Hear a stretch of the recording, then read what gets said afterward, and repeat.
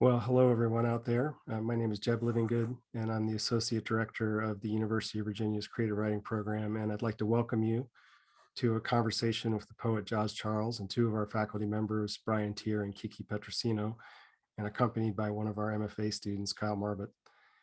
In just a moment, Kyle will introduce Jos more formally, but I'd like to highlight Jos's role as a Ray lecturer, which is made possible through the generosity of Elizabeth Ray and the Dungannon Foundation. Each year, we bring a number of Ray writers and lecturers to UVA's grounds, of course, virtually this year. And it's a wonderful way to expose our students and our literary community to new voices. Next week, on Wednesday, March 17th, writer Chris Abani will be here with us, and you can register for his reading at tinyurl.com/UVA UVA Abani. Tonight, we'll have a brief question and answer period at the end of the talk, and you can send in your question at any time by using the Q&A button at the bottom of your screen. Brian and Kiki will read those questions to Jos as we get further into the discussion. And with that, I think I will turn things over to Kyle for a proper introduction of our guest.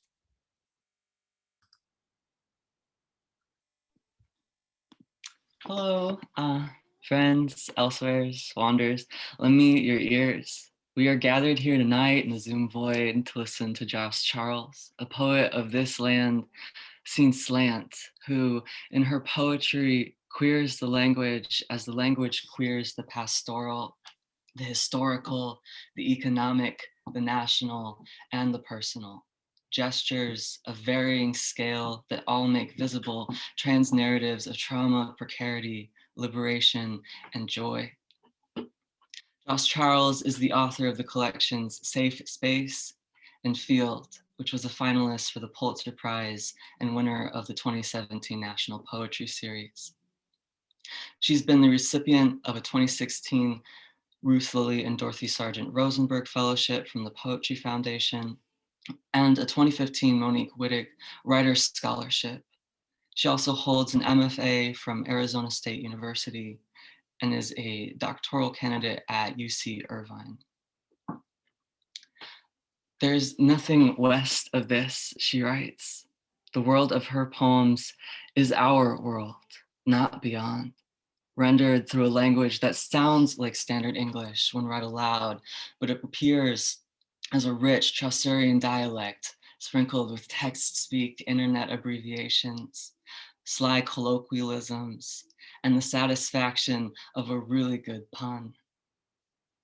An English and a poetics in which to transcribe it any other way would reduce its possibilities.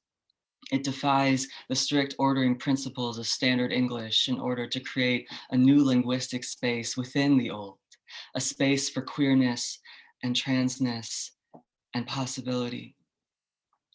She writes of this languaging with both deep feeling and wry self-awareness.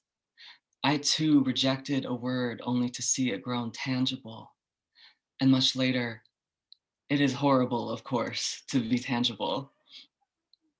This orthographic complexity and blurred syntax across her work are gestures that allow humor and devastation, irony and sincerity, vulnerability and distance to coexist and even deepen each other.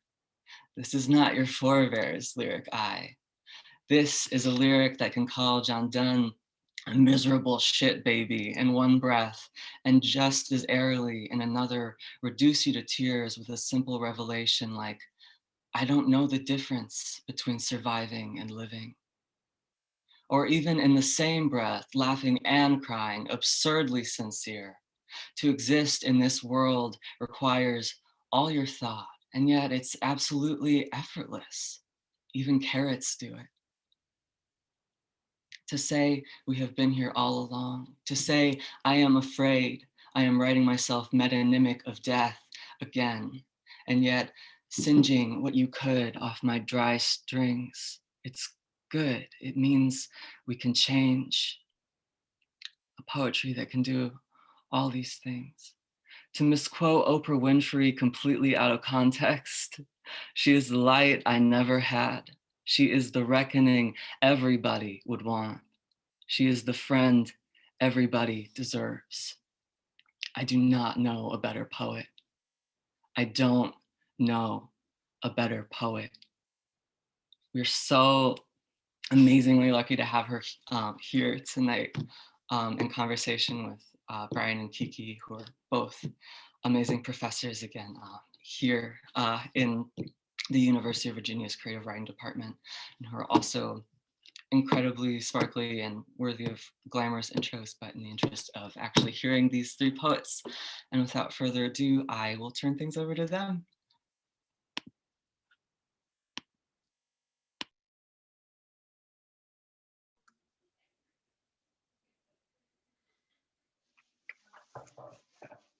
Wow, thank you so much, Kyle. That was such a beautiful introduction.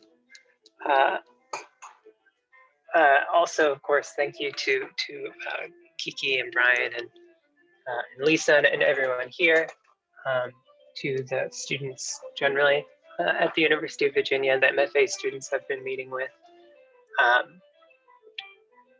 Yeah, everyone who's here, who's making this possible. Still got that intro on my mind. Wow. So yeah, I'm going to read three things. I am reading first, right? Sorry to ask this while on the air, but just want to check, right, before the panel. The panel comes later. Yes. Okay. Good. Thanks. Yeah, I'll be reading three things. The first will be called A Night Cycle. It's a little cycle of sonnets that's currently unpublished. Then I'm going to read some from Field, which Kyle referenced in their beautiful introduction. And then I'm going to read some in progress work in the spirit of givingness that the MFA students have shown to me. Okay. And that piece is kind of like a sibling or echo of the sonnet cycle that I'm going to read first.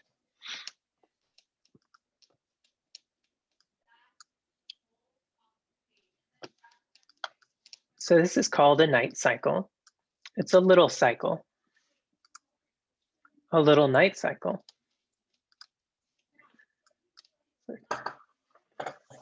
Joke for the 17th century German music fans. And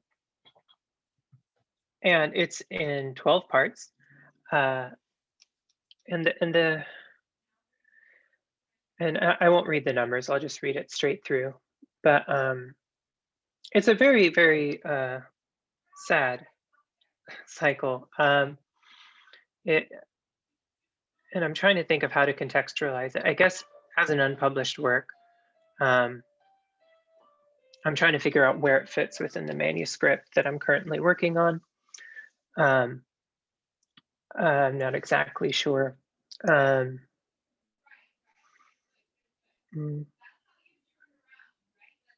I like, I'm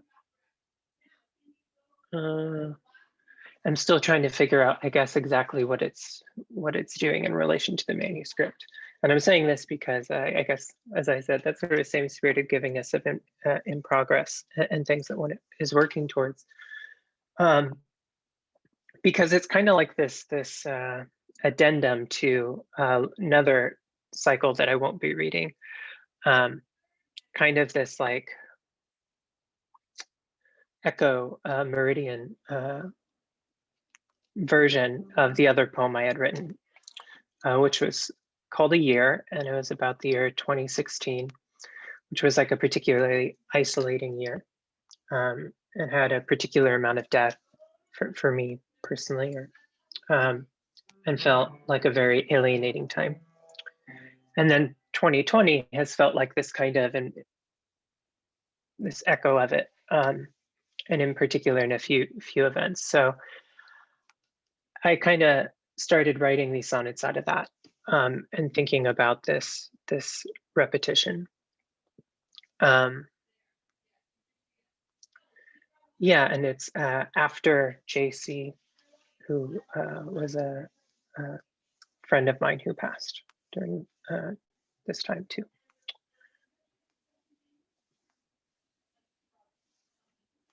A night cycle.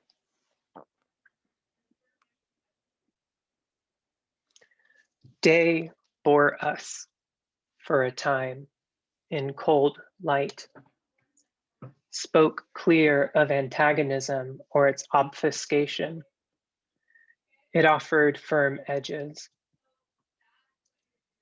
Now is the hour keys jangle in pockets that house keys still, and geometric eyes of men shut before you, who shut eyes earlier before a possum crawled up the tree to die or rest for a stretch, the yellow of leaves underneath and quivering. Quite fundamental, the non-orientability of objects at night. We share this, a palace. We imagine and build pigment by pigment atop palaces of flesh. Each door opens to this palace and locks before each brief, unmutterable flash.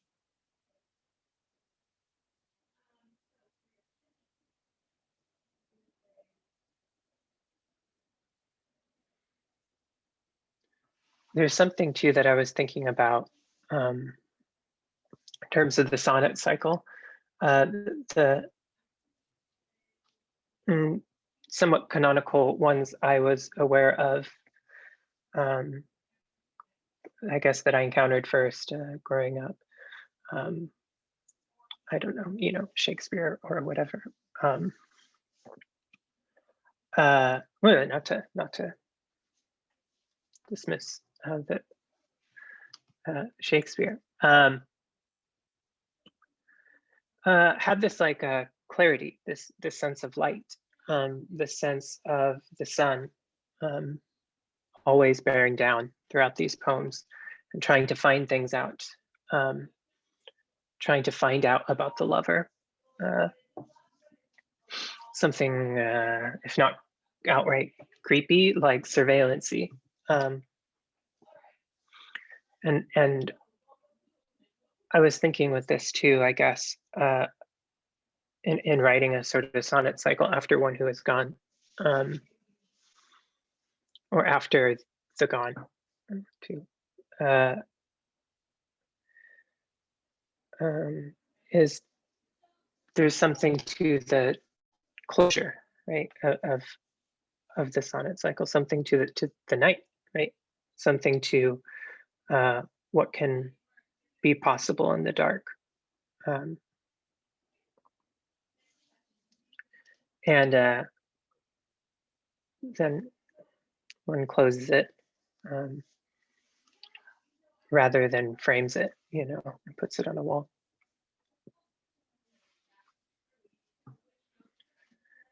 Difficult to speak of violence, beauty harder still, and the violence of beauty often goes unsaid. Still, people wake nearly every day, hold their breath. Excised by language and walking a coast, I pass a man throwing back a fish, boys blowing smoke from a lifeguard shack. I had thought the sea a membrane bound to shore, shoals exceptional, puckered through. But the sea is not a surface, it is tombstoneless, offers no language to exorcise you from you, however one might try. I walk all night a coast and see no limit, or no longer try.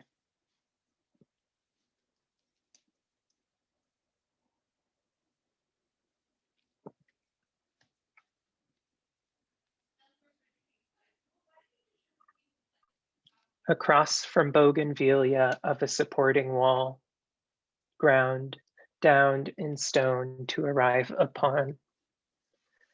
A jar of jasmine in a field of jasmine. A crow record keeper picking at seeds in the rough. But where are you tonight, my love? The day long, my breath heavy with sun. The day, like us, a record of the disappearance of light. Alike in what could have been, but persists as not. The record was wrong, necessarily, but not unnecessary to write. I pass, the crow takes flight. Passage of plum. Jars, so many, in the necks of jasmine.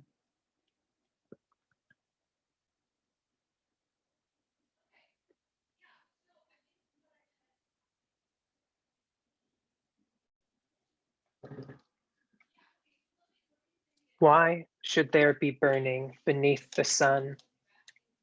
Why should we have walked among arnica, the rich hill roads behind where we grew? Should there have been homes where such figures stood alit in the Americana windows of night? Why should we have likened it to a curtain beneath which silhouetted greater bodies move? People have been staying home lately, those with places to stay. They've taken down or put up such displays. I saw a neighbor maintain a Judith statuette the same day the lizards came back. The sun has been really very bright since. The waves loud in the hollows of sea caves.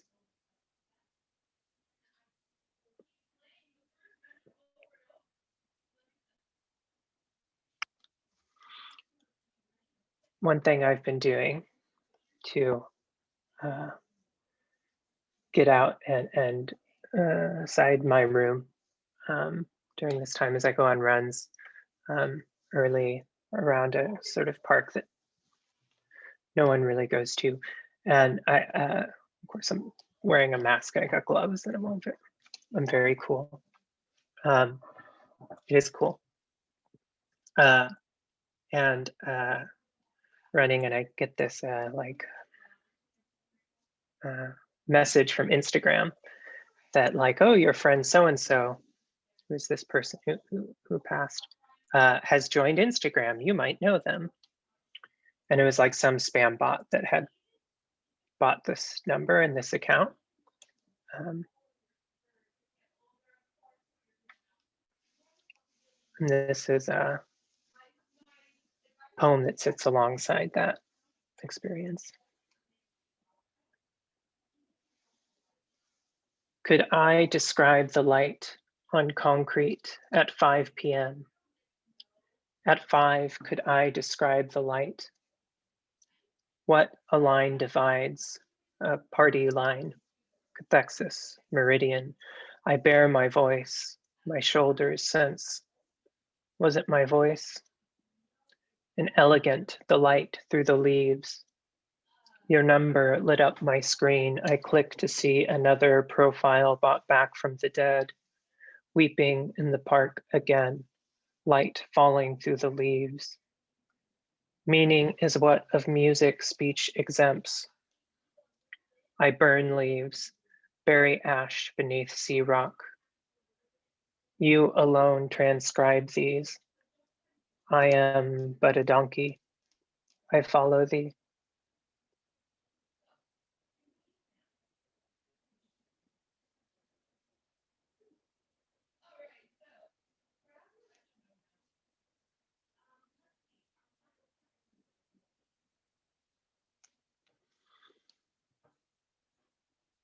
This is a celebratory reprieve. Coughing through weather, bees won't stop following me in. Stained a shirt, trying to remove a stain from a shirt.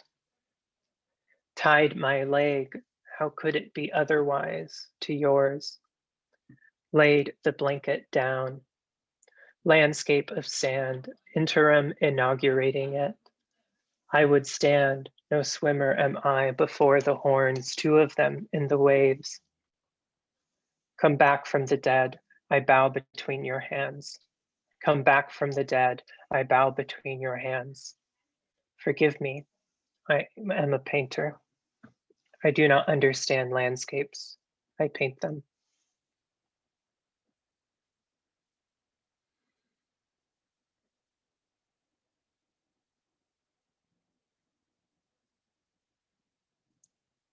Enmasked at the gate, jar of eucalyptus, jar of sunflower. It is never too early to start planning, the groundskeeper says, handing his card. I had kept for years my eyes fixed on floors, trembling. Look up, you'd said, and when I did, branches, window frames, whole air conditioning units in them. A red sun. Beside a birchling bending, yes, he says, found it, a patch of yellow, not yet marked with name. The sun fell low, so the hour had something to name.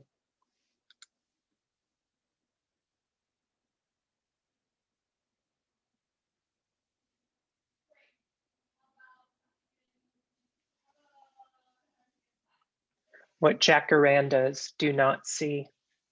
Me, muttering in streets, nothing is happening again.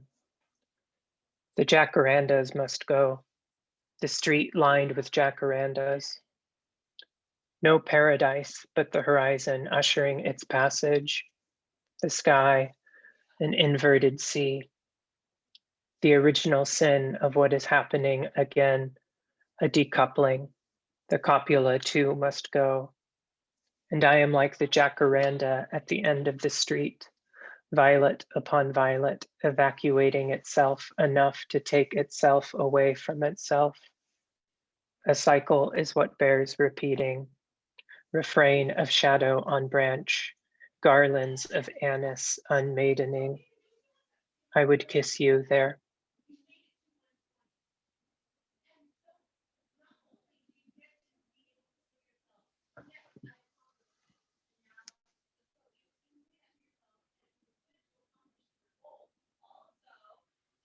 Into the book of leaves, I wrote, why is it when I sing only you hear? Into the endless book full of leaves, I mouth what I no longer hear. Long ago is what is with us still. A homotopy, two books recording the other, separate but closed. Or, like a jar, a lid on top it.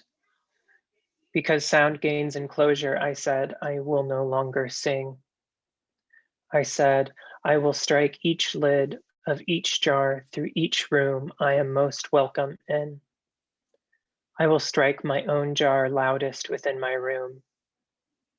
Because sound is buried in the object that loosed it. An alarm, hair struck loose in the air.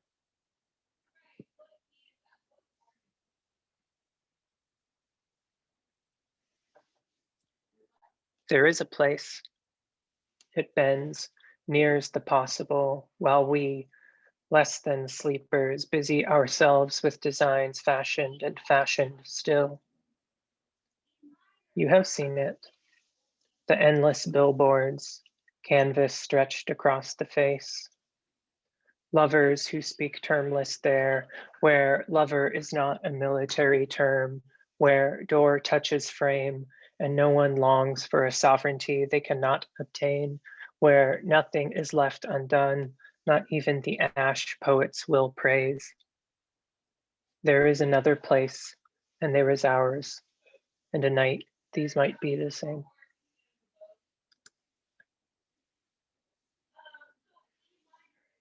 And this will be the last one of the sonnet cycle.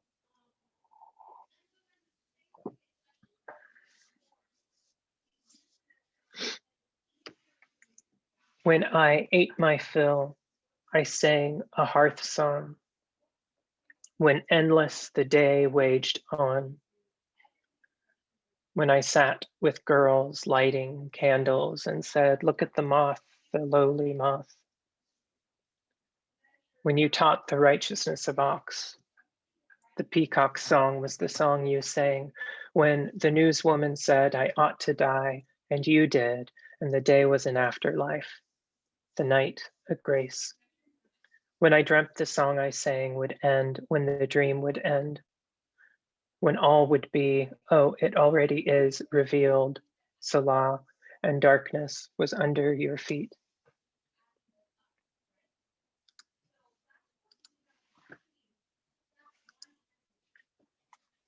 Thank you. I'm going to move to field now.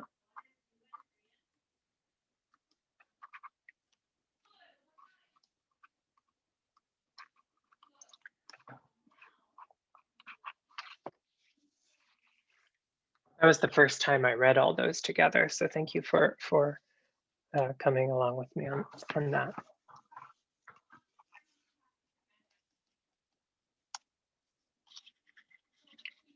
So I'm going to likewise with this not read the numbers. Field is a serial poem, so it's it's got numbers. You know, first poem, second poem, and all that. I'm gonna skip that. That's really all you need to know.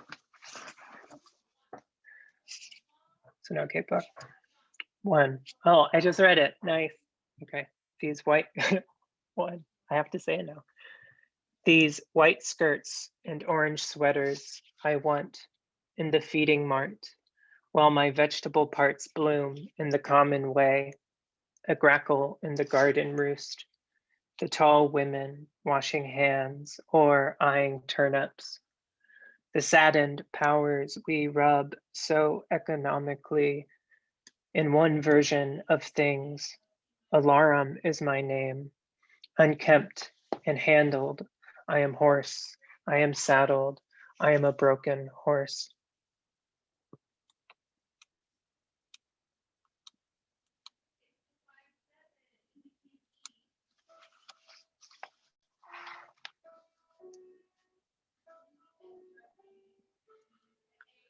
When ambience accidentally presents as a girl sweating at my teeth, I wanted to love her accidents to power lines cut vertical in the grass. My lyric untied in her hand, clinical like spring. Is there anything you love, sis, more than an antecedent? It is pleasing to understand labor as a field, a felt passed through. I would see you green in that land.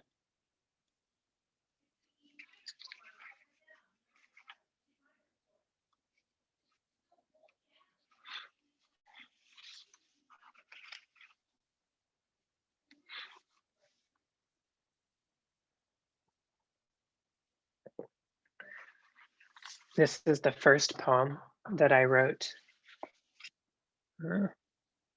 for field that remained in field.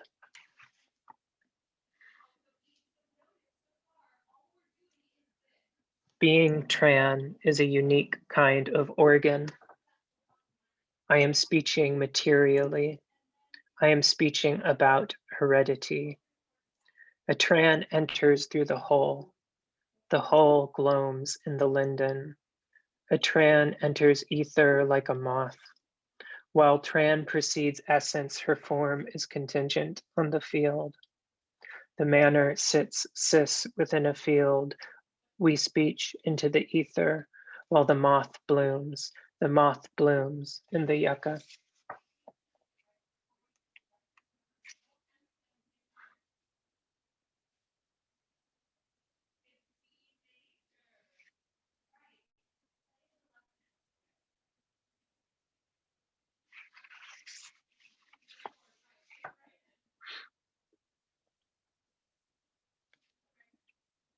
Pox in the pewter again. Gash in that syntax. A tran, her name some flint already in the ash. I can't stop writing tran, her double name. The boys coal into a natural row. The garden they flatten when they pass to what? This morning I saw you. a bell spilt in a field, only there was no field, and a cathedral is not its bell, but some ringing, no name, but to reckon with the ringing. My breasts groan, a bell I tend, and it's stunning, a thing before it's gone.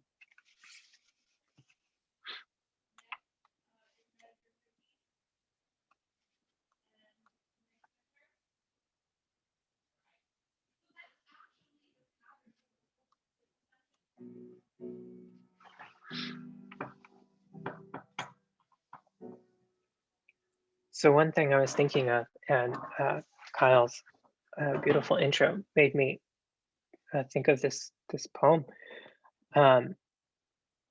Is there are times that I want to write, like with this poem, from a perspective that like I no longer really have access to.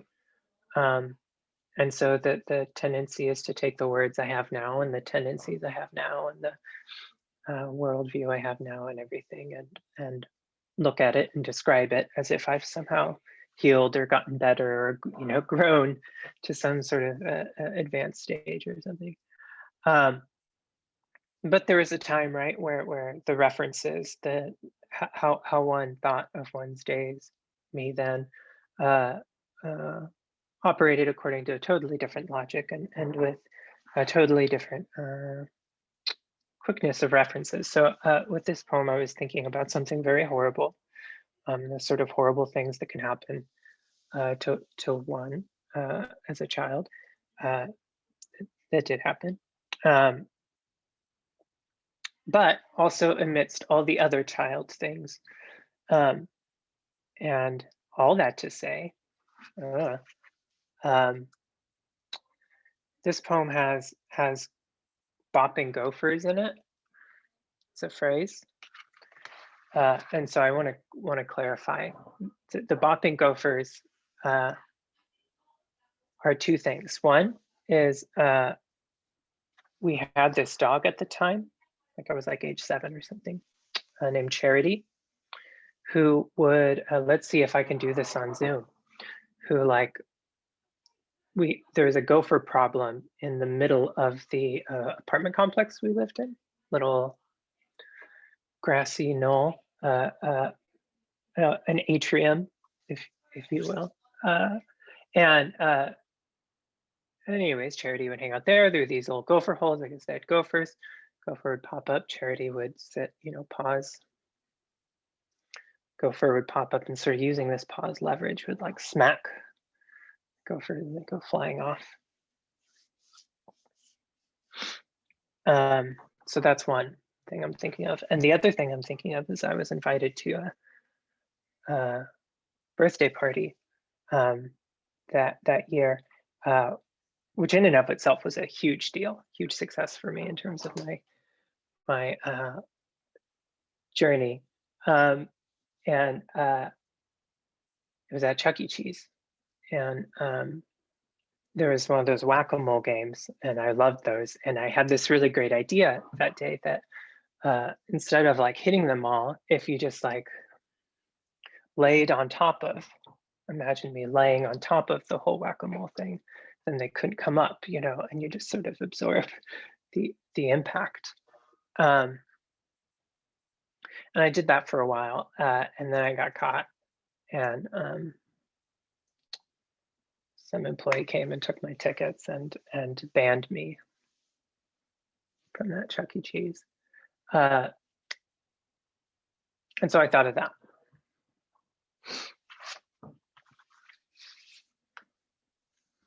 It's also a very important moment in my political education.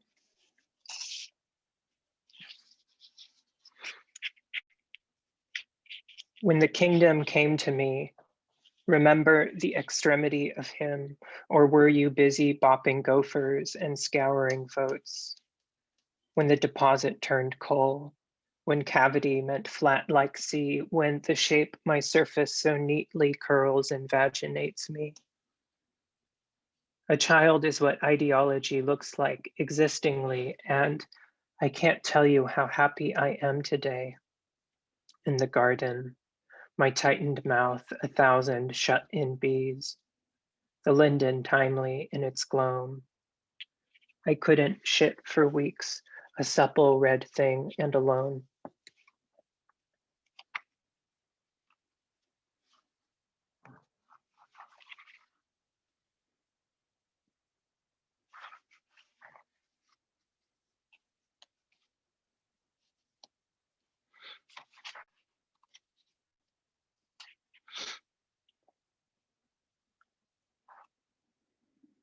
But when I was a child, I was so old. In my dreams, a girl, there being no pardon from the real, its form, a dream, a girl. The field is an affect, yes, but what matters more than its fact? Factual, the fold, in its fallow and bent day, mattering how we call a thing, and what did we make then, being so tall, the day being old, some facts stunning the air.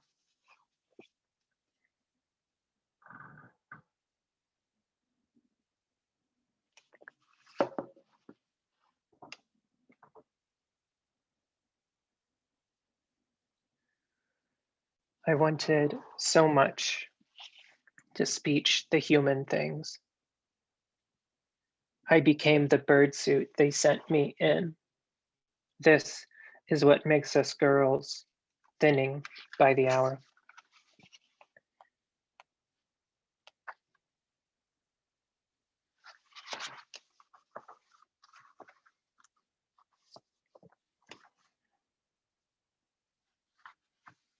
This is a love poem.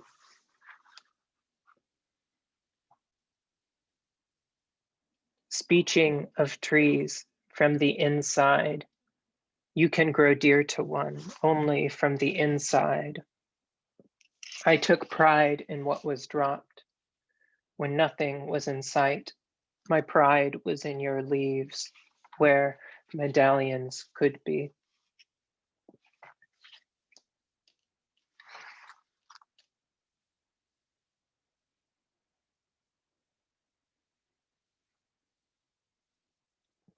I'll read 2 more from Field, and then I'll read, so sorry.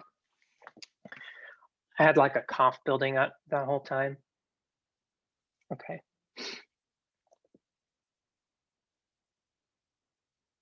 I'll read 2 more poems from Field, and then I will read the outstanding in progress work.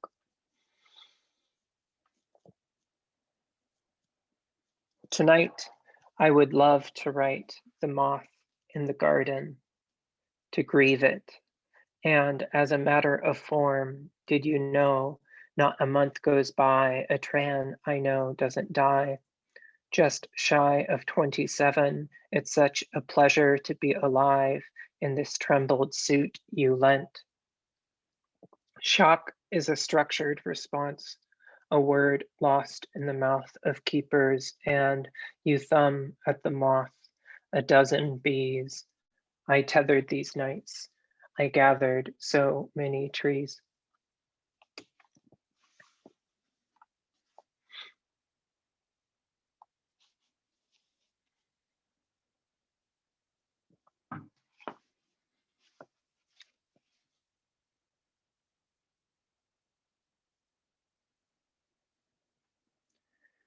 Precious, every light dying into a cindered heart, its ashy ring.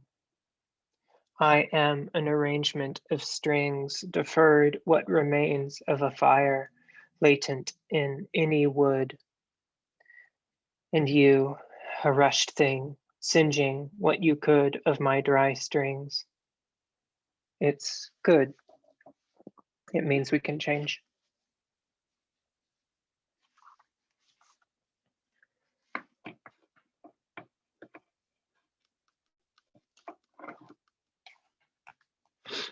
Okay.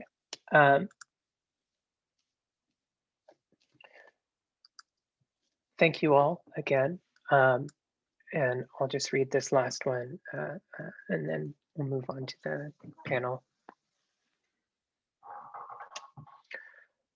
This poem I've sort of been writing over the course of 2020, I guess, and this year. Very much in progress. I don't know what form it's going to take. Maybe tonight will be the night it lives in this form, and another night it will live in another form, or maybe this is the only form it will take. Those are all beautiful outcomes.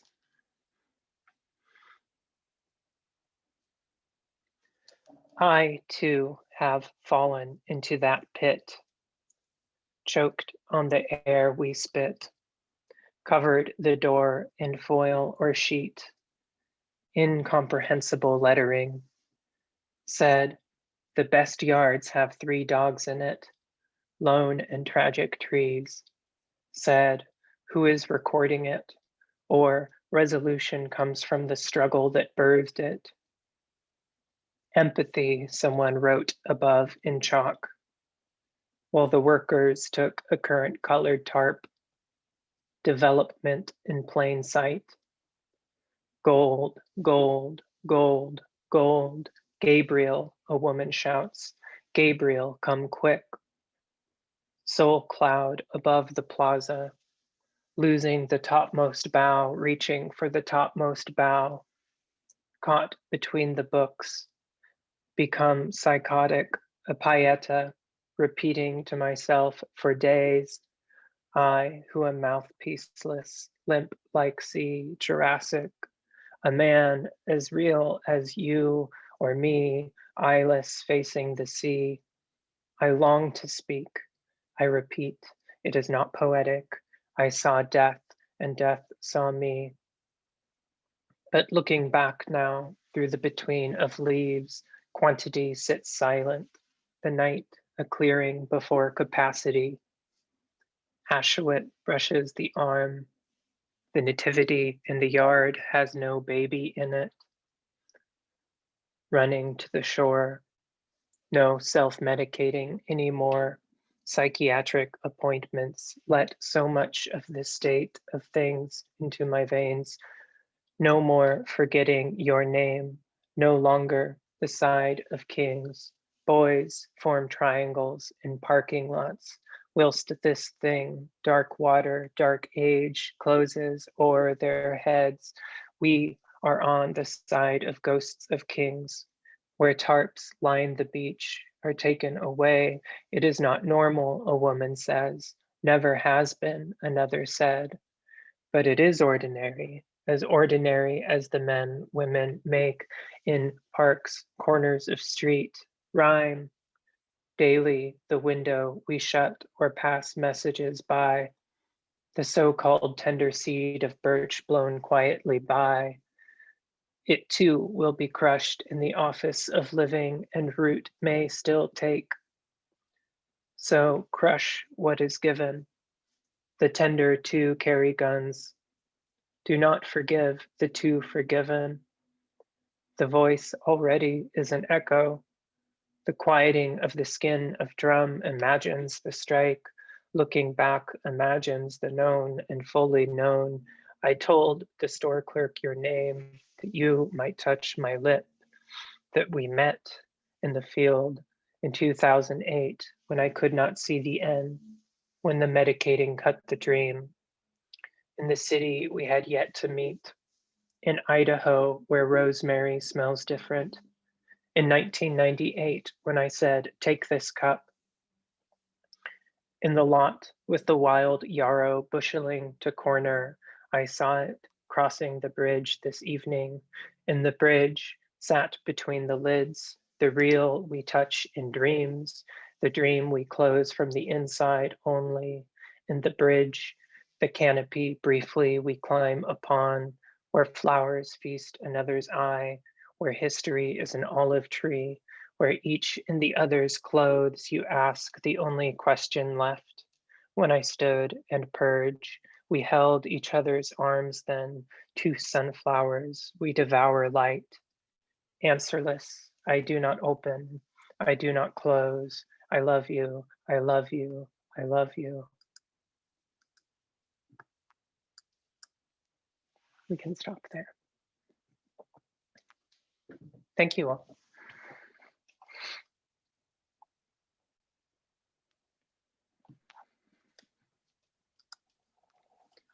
Oh my goodness, Joss, that was so beautiful. We're gonna start the Q&A, and the plan is to kind of, or sorry, the panel part. And Kiki and I have prepared a couple of questions, and then we'll move on to the Q&A. I just wanted to begin by saying it's so, I remember seeing you read when Safe Space, or reading together when Safe Space was brand new. And one thing I've always loved about your work is that it really makes a kind of demand upon my reading body. Like, I'm always very aware of my physical self when I'm with your work. And I'm really interested because both Field and A Night Cycle are really interested, it seems to me, in the formal possibilities of constraint. Field has its kind of orthographic, but also its idiolectic constraints, and Night Cycle inhabits the kind of sonnet space, which is fairly constrained in many ways. And these really contrast so strongly with Safe Space to me, in part because Safe Space really seemed to enjoy resisting constraint, both in terms of form and in terms of ideology. It was really kind of bratty in this glorious, delicious way that I really love. So I was wondering, you know, if you could speak to what's changed in your relationship to poetic form since those early poems. I know they're really genuinely early poems for you. So I also am wondering if you could maybe name what's drawn you to constraint. I don't know if those are generative questions for you, but I'm curious about. No, they're definitely generative. I've been thinking about this question all day. I think, well, since you gave it to me, really, but I mean, actively all day. I think it's a very great question. And I still don't really know how to answer it, but I'm going to try. Also, hi again, Brian. Good to see you.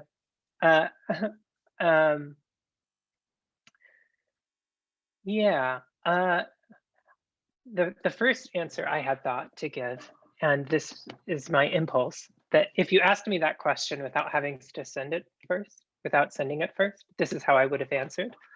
Yeah, which is my brain.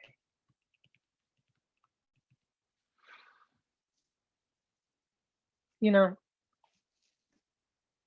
I don't even remember what I was going to say now. So embarrassing. That's all right. I'll answer it how I'm really going to answer it then. Just skip right on to. Yeah, they're different projects, I guess, is the cheating answer. That for me it felt like for the material I was using in Safe Space, like materials of language, it felt like that's what it demanded. It demanded a brattiness, yeah, a kind of flippancy, and that's true to me too. You know, like I can be like this. So I don't mean to distance myself from it. It's not like put on, but it's a very particular kind of affect, and a very particular affect at a particular time in my life. Yeah, where you're just like embracing, yeah, the brashness of being able to log onto the internet and be like, no, like, you know, come on, fuck you, dude, you know, and you could do that suddenly, and that was exciting to me. And there's a kind of whole internet-y ethos behind that. Very cool, I like it. But then there are also other things and other affects, right? Like I might be like that with some of my friends, but I'm not like that with my mom. I'm not like that with uh, uh, people at work, you know. And I want to write poems in these affects and registers too, you know, as I'm sure lots of people do. So in one sense, this is the answer, but I also think it's kind of a cop out a little bit too, because it doesn't say like, well, why does one change register? It just kind of defers it to another playing field. And that's the question that I really had difficulty with, that I don't know how to answer. Like, why would I stop writing and enjoying writing in that affect or register and move to another? And I don't really maybe have a great answer. That I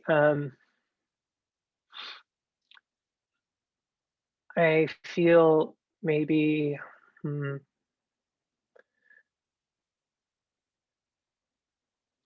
I think I enjoyed like juxtaposing a certain kind of sincerity, yeah, or eagerness against contradictions in the form itself. So like really lofty poetic language about something really jokey and crass, or the opposite, being really crass and jokey about something very serious, this kind of thing. And increasingly more and more, I enjoy trying to find how to make things beautiful that are not either particularly beautiful or like don't have the clout of it, or things that have been taken for granted as beautiful, I guess, and what's operating there. So with that turn, I guess like elegy is really big in the recent stuff I'm doing. What is gone, what is not present. But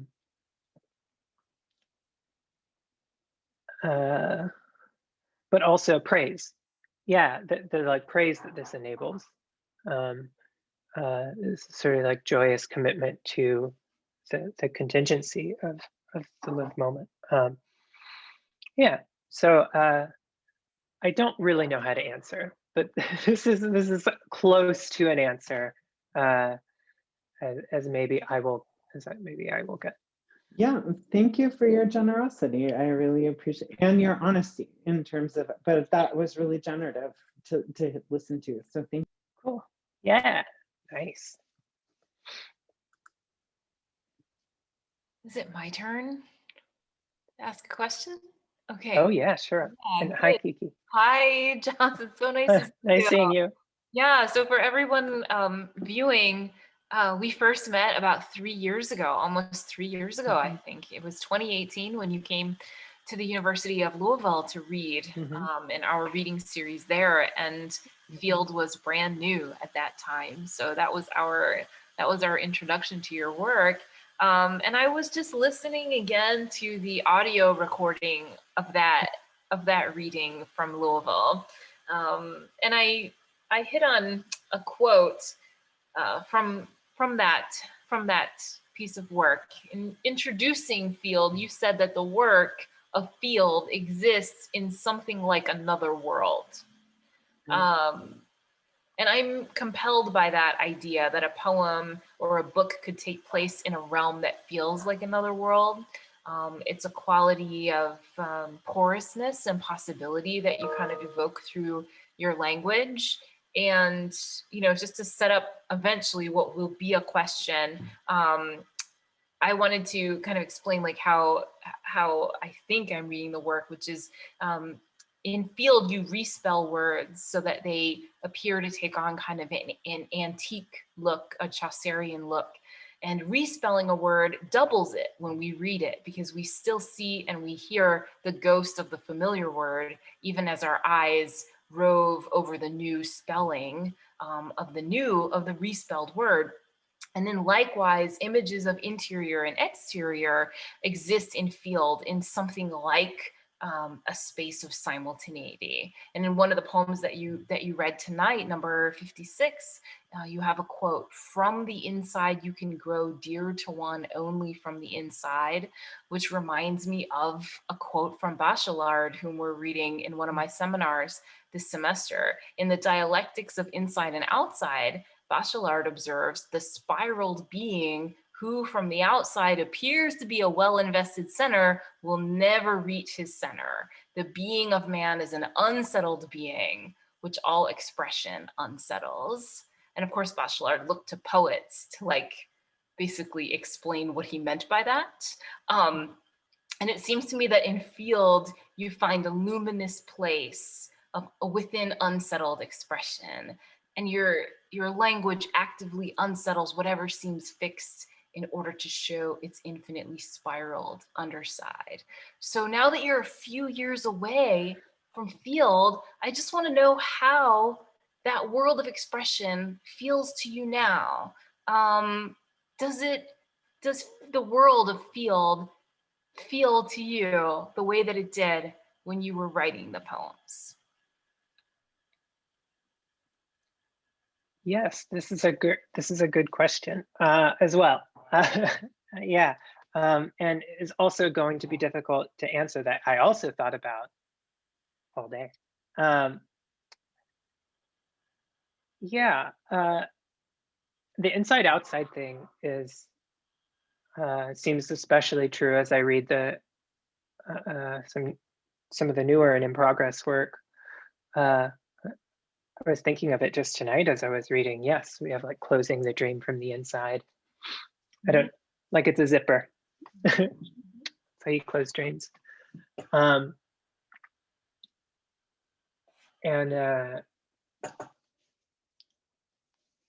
Yeah, and so yeah, that's something I'm thinking about now again.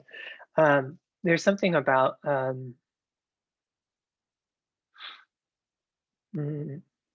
formal closure that can cut in so many different ways that I find enjoyable and effective to use in poems. That I'm thinking often maybe, that I find really useful in comparison to a kind of standard narrative closure of the return to home or to family or to some kind of stability, where the story moves along, some kind of stability, instability, violence, interruption, something, and then return either to that stability or a new one, as this kind of way of wrapping up stories and art. And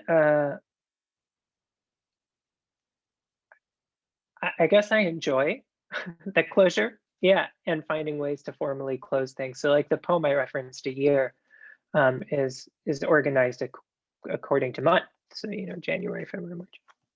The months. And there's an enjoyment of just following that very structure itself. Knowing when it's going to end, knowing exactly where you're headed, knowing when you're going to hit the points along the way, that I really enjoy, that can then map across a year, for instance, in all its artificial made-upness, and capture something worth capturing, as artificial as it is. Something that resists closure in and of itself, like a life lived in a year. Yeah, so this kind of play of form is something that closes things and something that opens things, that creates certain kinds of resonances even as it restricts. Yeah, I love it, and I'm always thinking about it and in my writing, and it hasn't really changed. I'm thinking in relationship to Field, the language, the respellings, so over determines one's encounter of the work on the page, or not over determines, just is so present and jarring when one first reads it, or this is how it's communicated to me sometimes. For me, it seemed very, very nice and fine. But I had begun like a writing and living within that and thinking through that for long before I was writing the poems that made it into the manuscript. I was like trying it out in different ways, trying to see what would work. I had like a really, really bad jokey period where like there were like really goofy poems written in this kind of respelling. Yeah, and it took me a while before I kind of got what I wanted to move through, and I moved through it. And then at some point I hit the end of it, and that's when I decided the manuscript was done because I was just like tired of writing like it. I had no more poems to give the manuscript. Yeah, and then that ended, and I felt moving on to something else. Which I guess is true, actually. This is something kind of in both the questions, maybe that has some kind of resonance across the two questions. And that's like, I'm really, what I like about the project that I'm in is it's not like the project that I just had, you know? Yeah, so that might be also one way to think through. Like that constraint I feel was such a pleasure and so fun to explore all the different kinds of possibilities. But as soon as I kind of had exhausted it within myself, and then I just want to go to poems that are like sonnets, you know, I just want to go to like really poemy poems with all the ridiculous contingency of their form and play around with that. Not because it's better or worse, you know, but because it has different kinds of capabilities that are enjoyable to explore for me. Yeah.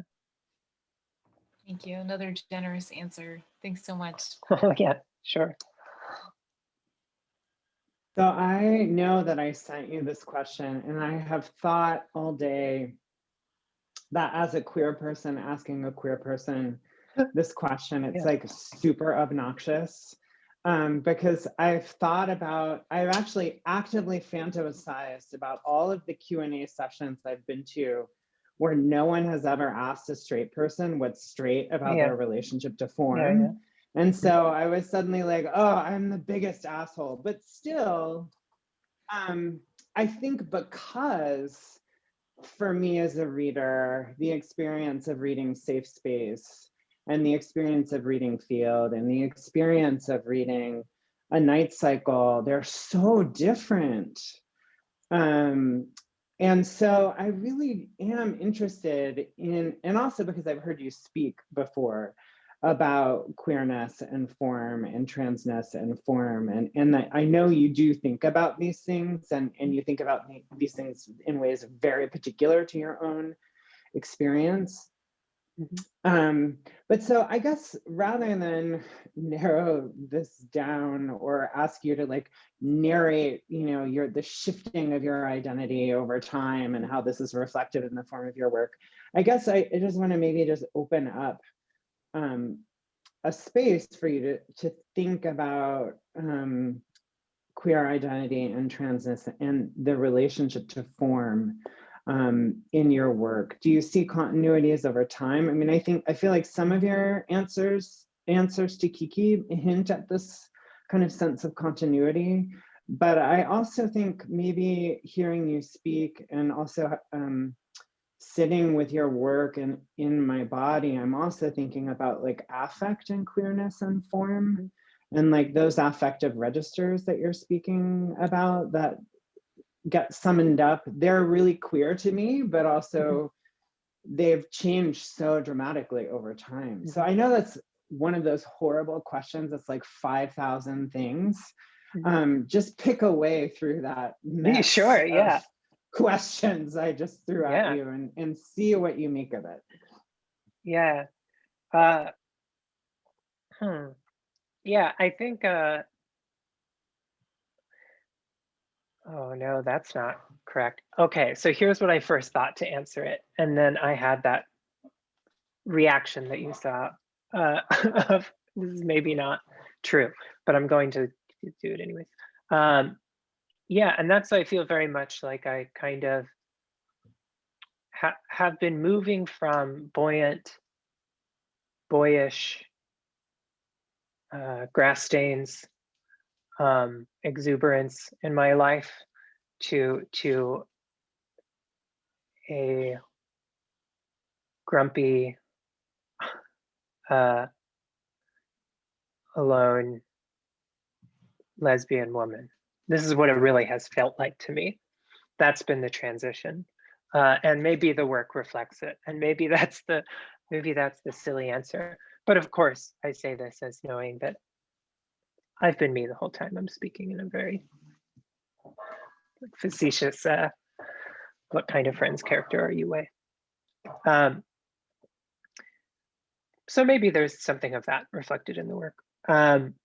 In terms of just like my relationship to, I guess, queerness and transness in the work, and queerness or transness of form. Yeah, I mean, I'm trans, I'm queer, so there is a relationship, right? Necessarily. I think for myself, maybe I've wanted to like maybe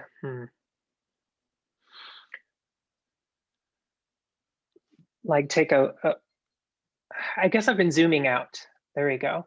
In terms of scope of the work. So it starts maybe with like autobiographic me and identity, but then I also want to contextualize that, right? And like all the different things that means to be this body in this place, and move kind of outward and see the broader context that's contextualizing me. So like for safe space, in a way, that the enemy of the book, if I can say this, would be like a certain kind of, I don't know, middle class white Christian ideology or something, what I was like raised within, and what I was thinking about the whole time. In terms of my life, this is no longer really who the enemy is. It's like it's pretty low on the feeding chain. Still, whatever, they're fine. But you know, targeting higher enemies maybe, or just taking trying to have a longer longue durée, I guess. Yeah, and to think of what's situating myself, my queerness, and where I am, and that's more of the focus. But this is kind of answering your question in a very, very like representational way, and not a question about queering or transing form. Yeah, I don't know though. Maybe those are just the few ways I can think of through the question, though. Yeah, No, I wish that's I great. could answer better. Yeah. No, I think that's beautiful, and I really appreciate you articulating this sense of you know, the one thing I do think is really true for me with both Field and the sonnets is the way in which form, either the sort of semi, Middle Englishy feel that is a kind of portmanteau to text speak and back, that's a sort of temporal portal. And then the way the sonnet is always a temporal portal too. And so I do think that the ways in which those formal things sort of zoom out and place queerness in this longer historical continuum we've always inhabited but have often not been visible in. I do think that happens, and that's really useful, like that you putting your finger on how form does that kind of dilating. That's really true for me as a reader when I read your work, and that's lovely. So thank you so much. Oh, well, thank you. That was great. So my question is a little bit related. I guess maybe it's a variation on Brian's question, and it has to do with, again, how you contextualize, like where you place yourself in your work, in your landscape right now, in your landscape of poetry. And I happened to read an interview on the shondaland.com website that you gave when Field launched, and you identified yourself in that interview as a millennial. And then you said of Field that there was a certain strain, quoting you, a certain strain of millennial dismissiveness throughout the book. And you said, being a millennial, there is something to me that is kind of charming about dismissing big things. And I just wonder, like, do you think that moving big things aside, whether we call it dismissal or whether we call it, I don't know, turning those things over, do you think that moving big things aside is an important thing for a young poet to do when they are writing a book?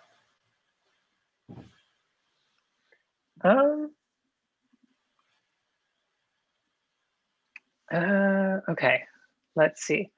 I'll answer the first part first, the second part second. Yeah, because that moving big things, is that, well, no, I'll answer second and then first, I guess.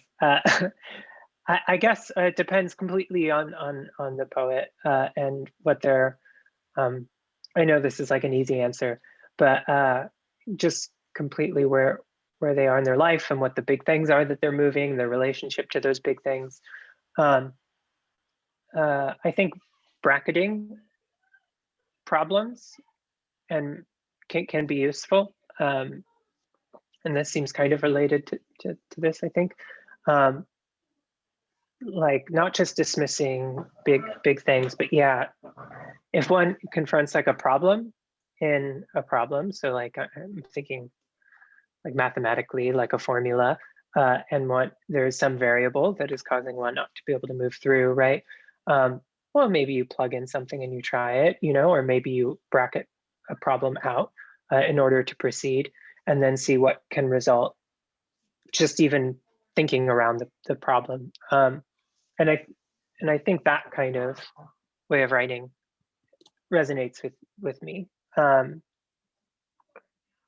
of kind of, yeah, bracketing particularly big things in a similar way. But I think it would just really, yeah, depend on the author. Then in terms of the millennial stuff, yeah, I think that's that youthful brashness, the brattiness that Brian spoke to. Yeah, which I also enjoy. I'm not particularly attached, I guess, to millennial as a category or something, but yeah, I think that like kind of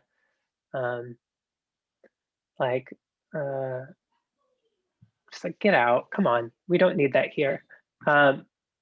Dismissal is just a beautiful gesture. I remember when I first I must have been very young, like 6 or something, and I first encountered someone who did that kind of affect, in my mind, growing up in, yeah, that kind of a very Christian environment or whatever it was, or evangelical Christian environment, like that's sort of like when there's a problem, you don't say it, or at least I wasn't taught to. I guess some people maybe were, but like you don't say it, you just hold it in, and you go on with your day. And I remember distinctly at Sunday school this happening, and someone's toy got taken, and they were like, "Come on, no." So someone intervened. They're like, "No, come on, don't do that. Give them the toy back. Come on." Very powerful. I how some people have the kind of strength to do this at the age of 7 is beyond me. But yeah, like this, that kind of dismissal is I think felt important to Field as well. If this answers the kind of question or answers around the question in a useful way. I think some questions are meant to be spoken around, Sure, yeah. And speaking of that, Brian, are you seeing any questions in the Q&A that we might transmit? Well, there is someone just wants first wants to convey their gratitude to you, Jos. They say that field opened their mind about language and poetry, what language and poetry could be and do. And without that work, they didn't think that they would be where they are today. So there's like a genuine, heartfelt thanks. And kind of related to that, someone asked a question about the relationship between your writing and how your work, doing your work, helps you live or survive. Which that's like a really big question. So you might like, there's a lot of ways to No, answer that one. Yeah, that's like one of the questions, right? Just speaking for myself and my work,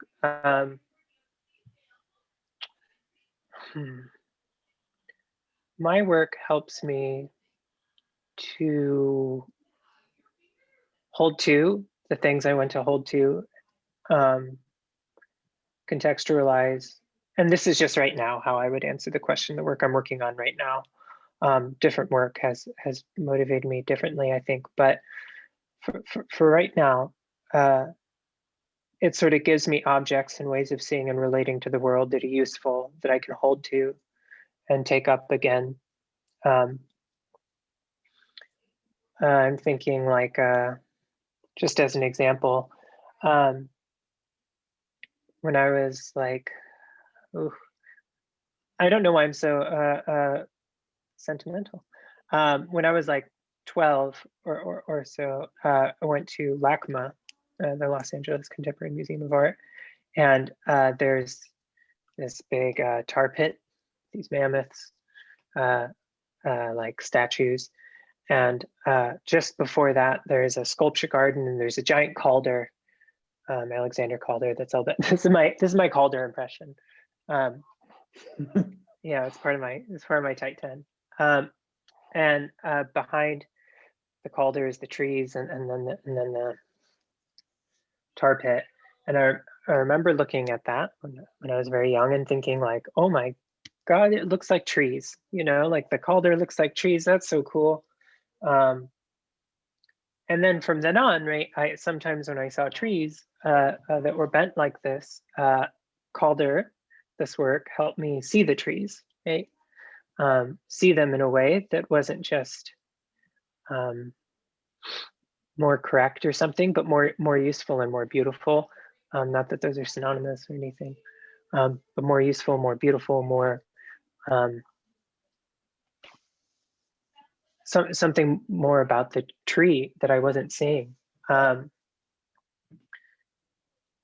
I think of this because, yeah, my poems increasingly feel to me like this, like ways of combining ways that I'm feeling what I'm experiencing at a given time with encounters, yeah, in the world and sensations that don't always go together in text, and thinking through them and feeling them together, and to see them together in ways that everything around one maybe doesn't put them together, but they feel like they belong together in that same sort of way that the Calder collects something about the tree into itself.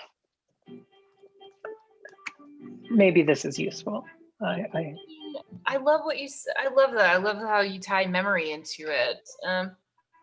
And that leads me to a question that one of my students has asked in the Q&A, which is, what about now? You know, when we can't really go easily to the LACMA to have these visionary experiences. You know, my student asks, how has being physically contained during the pandemic affected your writing process? I'm so sorry. It was cutting in and out for me. Would you mind repeating that, Kiki? Yeah. I'm so sorry. I just heard, what about that is affecting your process? Yeah. I was like, oh no, what about it is? How has the pandemic and the physical containment affected your writing process? Well, yeah. Well, it kind of sucks, I guess. I think like it's a bad time. among bad times.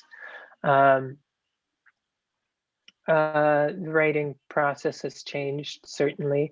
I think some of the symptoms, I guess, of the pandemic or of the lockdown are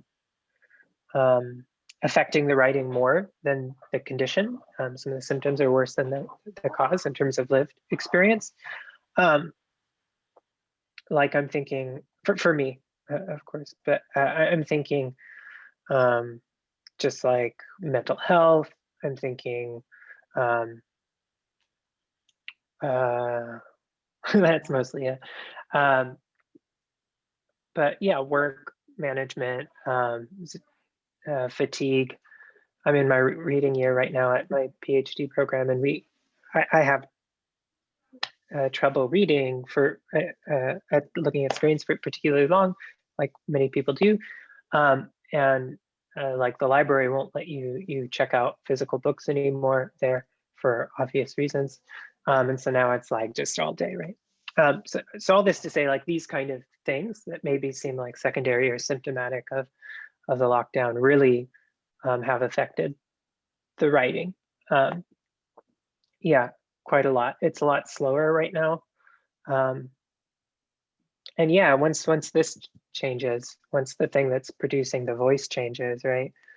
Once the body that resonates the voice changes shape, you know, the whole thing changes. I wanted to thank you for taking those questions on so head on. I wanted to ask Sure, like yeah. a slightly non sequitur question in a different direction. Someone is asking about the names of plants that appear frequently in your work. I think they maybe haven't been to Southern California, but which might be why they're asking, but there's yucca, jacaranda, specific shrubs and trees. But they point to something really interesting, which is that these always stand out to this reader because they're otherwise in these kind of ambiguous landscapes or dreamscapes where much is not so specific. So could you talk a little bit about the roles these dreams, these plants, or even the sound of their names play in the environment of your work? I love that because I love that question. It's, yeah, it says something about the pastoral to me too, and the role pastoral plays in your work, I think. Yeah, thank you for the question and for reading it, Brian. Yeah, I think for me, there's a few things. I think I really love, and for a time really particularly loved, just saying things like trees. It's like really generic, empty kind of feeling, universal kind of feeling nouns that allowed the reader a lot of space seemingly to conjure an image, but in its like opacity, in its like genericness, just trees, like you actually can't picture anything. Like what do you, like it's like a non-specific, the idea of the representation of the tree takes over or something, and not the visualization. And I guess lately I've been enjoying the juxtaposition quite a bit between like that specificity and that genericness. But also like plants, wow, they just like, you want to talk about the long arc of history or something, you know? Plants, they bear so much of history, right? Like in noticeable ways within them. Jacarandas being here, for instance, which were brought here, right? Along with the settling, colonial settling of the land. Much later, they came over and were transplanted, right? To represent what? Some kind of imagined dreamscape, really. Yeah, some kind of weird libidinal desire to rearrange space in a very particular way for very particular people, right? So to pick like jacarandas, which are beautiful, they're also, Jesus, they're gorgeous.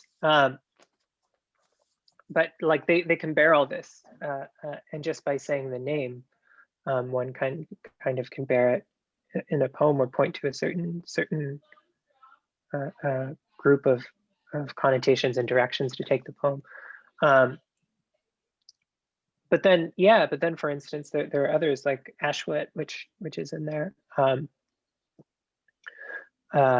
which is native to the area here in Southern California, and carries with it its own particular different kind of weight, and a different kind of weight to call it Ashwit, right, rather than like Toyon or some of its other names. Yeah, so I guess I'm thinking about all these things, how the name not only like conjures an image, but brings with it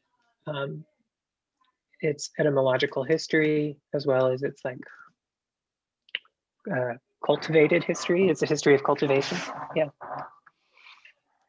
Thank you so much. Kiki, do you want to choose one more for us? Yeah. Maybe? Yes, I think this person has been waiting a little bit. Yeah, with apologies to all those whose questions we cannot get to. Yeah. But Jos has been very generous, and we're at about an hour and a half. So I think one last question would be great. Right. I'll gladly answer any urgent questions too. If someone wants to email them to someone and then just forward it to me who has my email, I'll get to it. Thank you. That would be wonderful. Yeah. There's a question about what Middle English material, lyrics, texts that you looked at while you were writing Field. Yeah, that's a good question. I mean, these have all been great questions, but yeah, I had a little pile of books, 2 piles of books, books of like vaguely theory, and then a book of, or a stack of medieval, like European Middle Ages centered texts. And let's see what was on it. Let's see if I can remember. Chaucer's shorter works. Let's see. I was really into the Anglo-Saxon metrical charms quite a bit, which are really, really gorgeous. This is what they're called. Like I would be inclined to call them something else, like Old English charms or something, but just to bracket in the spirit of bracketing. Yeah, with the metrical charms, I love a lot of the riddles. The Old English riddles are gorgeous, and I had a little book of those. Let's see what else. Surprisingly, I guess, or maybe not, I don't know. There wasn't a lot of like Norman or French or anything like this. It was mostly, yeah, earlier history. I had like the Desert Fathers also on there, which isn't medieval per se, but was read a lot, was very important.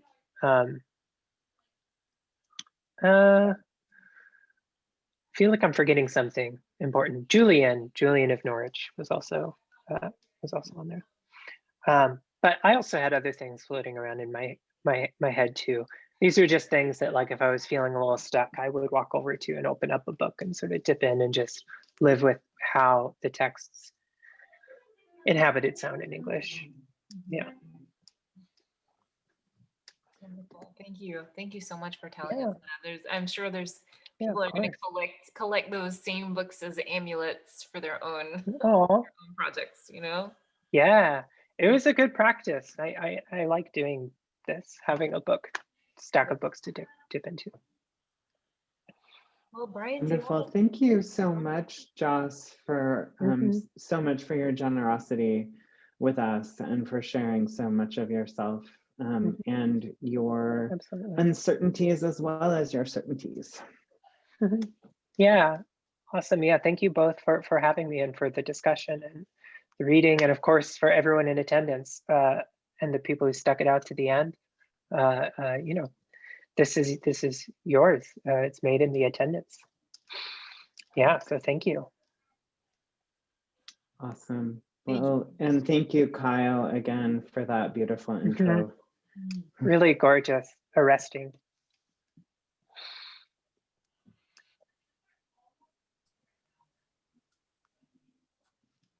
Okay, well, I guess I'll wrap it up. Thank you, everybody.